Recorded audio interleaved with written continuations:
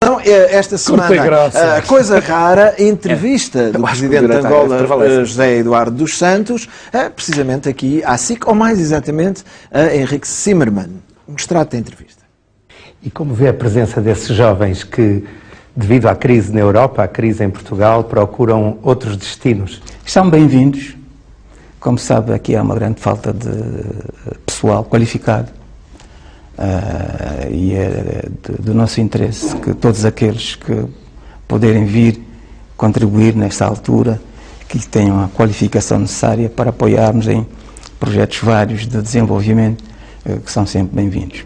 Portanto, eles chegam, são enquadrados, seja no setor público, seja no setor privado, a procura é muito grande, não é?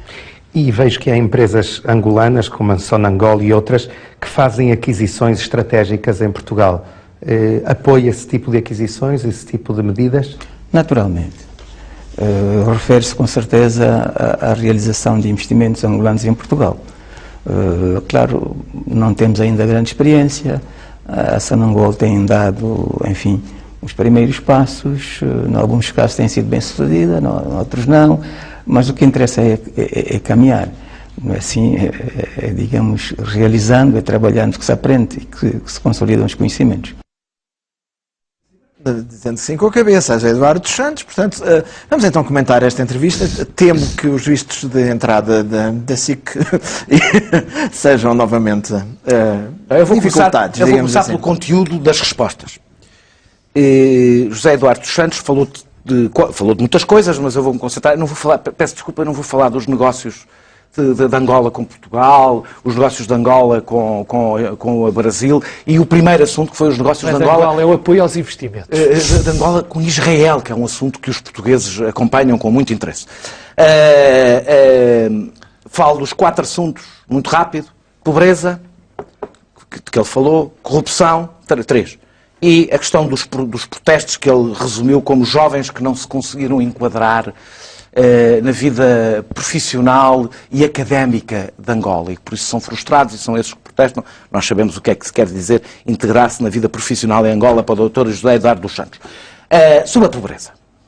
Angola, que teve um crescimento absolutamente brutal, que tem recursos intermináveis, está no número 146, para não me enganar, em 169 no Índice de Desenvolvimento Humano. Ou seja, é um país que tem a riqueza e o crescimento do primeiro mundo e um nível de vida do quarto mundo, não é do terceiro, é do quarto mundo. Gasta, apesar desta situação, mais em formação militar do que no ensino básico. Porquê é que isto acontece? Porquê é que Angola está neste estado?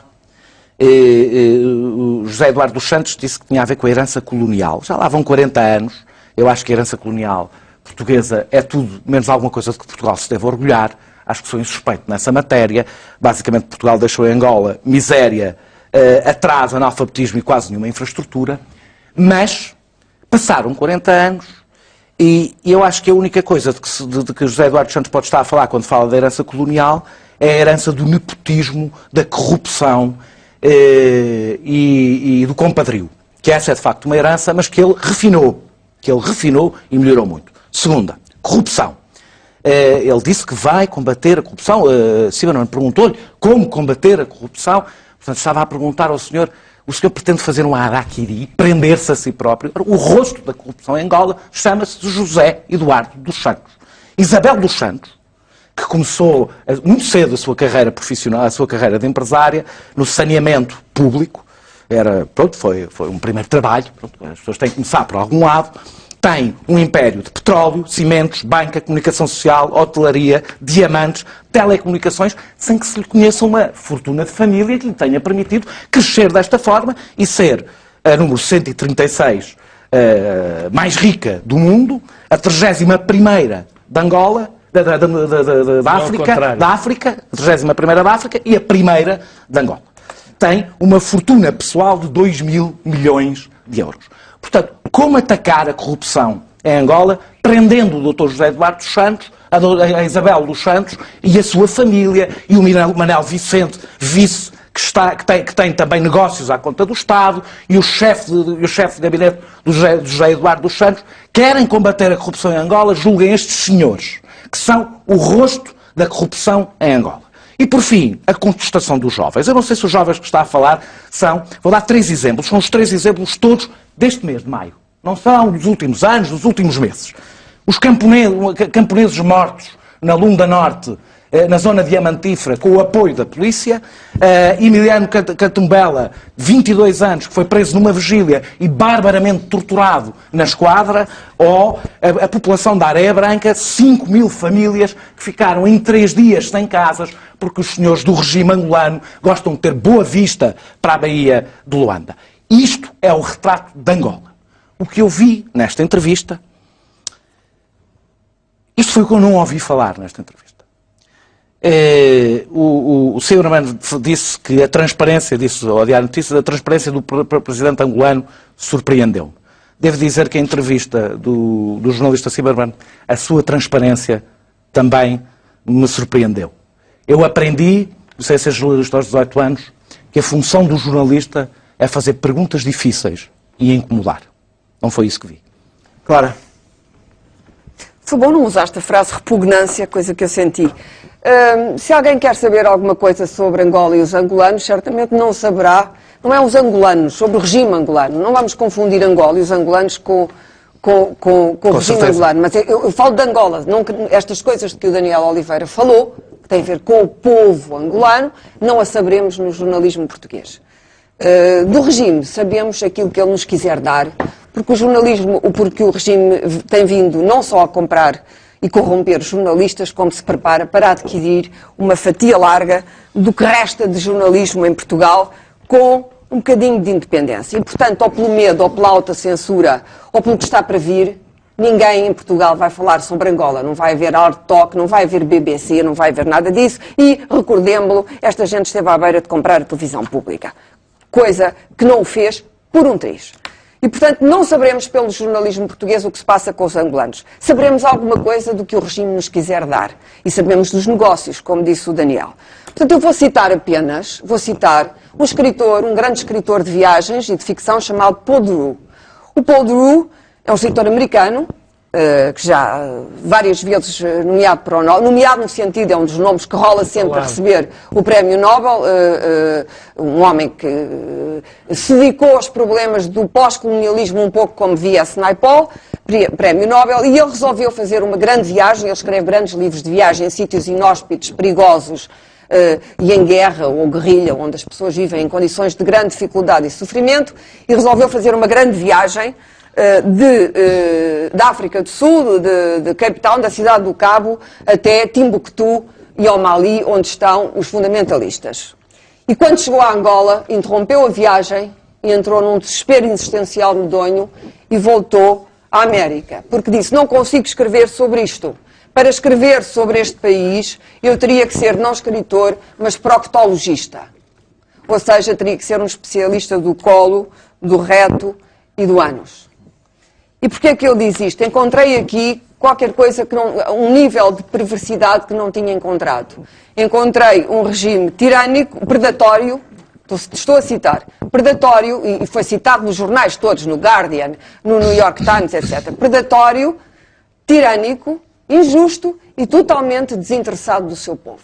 Isto foi o que Paul Theroux escreveu sobre o regime angolano que Zimmermann tão simpaticamente e transparentemente entrevistou. Por último, citar a entrevista de José Eduardo à Lusa, onde ele diz algumas coisas sobre Angola, país onde ele não vai há 3 anos. Não vou dizer mais nada. Leiam Paul Theroux, o último comboio para a Zona Verde, ainda não está traduzido em português. Espero que, se for traduzido em português, não aconteça o que aconteceu à Bárbara Bulhosa na tinta da China e não leve com o processo do regime angolano. E, portanto, Last Train to Zona Verde. Pedro Marcos Lopes. Eu tenho pouco a dizer pela entrevista, porque já aqui falei várias vezes em relação a Angola e faz-me muita... Ora bem, eu sei a importância das relações de Angola com Portugal, sei dos problemas que os dois países têm e sei, sobretudo, uma coisa. É que isto não é um regime democrático, Acho que ninguém tem dúvidas. E gostaria de saber a origem de todos esses investimentos, do dinheiro de todos os investimentos que estão a ser feitos em Portugal, porque nós não podemos aceitar, apesar da nossa dificuldade evidente, uma espécie de último recurso para todas as pessoas que precisam de tratar do seu dinheiro. Eu daqui a pouco tempo, pelo que dizem dos jornais, provavelmente vou ter como patrão gente angolana, provavelmente ligada à TSF e do DN, fala-se muito disso, eu não sei se é verdade ou não. Eu, francamente, não me agrada rigorosamente nada que gente que acha que pode tratar um país como o seu próprio património, que conseguiu desenvolver uma rede tão grande, que criou, como o Daniel disse muito bem, e revejo muito naquilo que o Daniel disse, pessoas tão ricas, e essas pessoas são tão ricas na base da miséria de muitos milhões. Isso a mim choca-me. Eu não estou nada confortável com o facto de ter investidores de que eu não conheço a origem do seu dinheiro. Nada confortável em Portugal, não é só em relação a mim, em relação a Portugal. Não me sinto nada confortável com isso. E há aqui qualquer coisa que me incomoda na nossa relação em Portugal e Angola. Eu percebo que Portugal seja o centro de investimento normal de Angola. Isso até e seria fico bom. contente que isso aconteça. Fico muito contente porque acho fundamental que todos os países da lusofonia tenham esse tipo de relações. Eu não prescindo, e jamais prescindirei, mas isso sou eu, de saber se esse dinheiro e como é que esse dinheiro foi ganho. Isso para mim é vital porque não é puxar a minha ética para cima ou para baixo. Isso para mim é vital em todos os aspectos da minha vida e eu acho que é bom, sobretudo, para a vida de uma comunidade. Nenhuma comunidade se pode sentir bem sentindo que quem está a investir nela não sabe a origem desse dinheiro.